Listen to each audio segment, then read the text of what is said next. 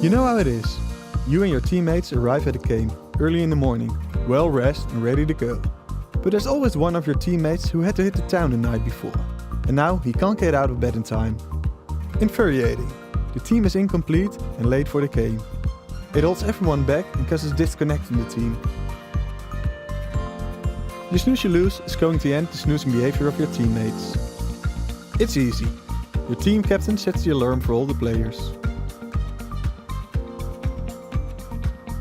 And when you awake, you let your team know that you're up and ready to go. If somebody still doesn't get up, the team can take action. So he can still be up in time for the game. Snoozing does give him penalty points too. The number of penalty points decides how much money he has to add to the team's beer fund. This way, your team will not be missing anyone during games and will add to everyone's motivation. You snooze, you lose. Making teams again.